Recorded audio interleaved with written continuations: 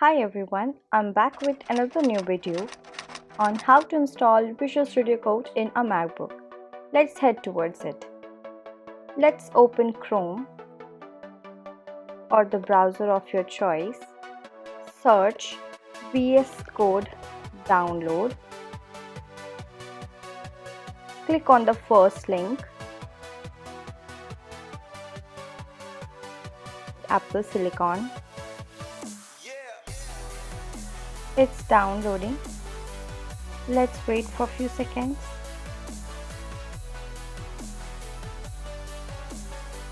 Let's open the file location or showing finder. Now I will right click on it or simply double tap. It is expanding the folder. Now I will drag and drop it in my applications.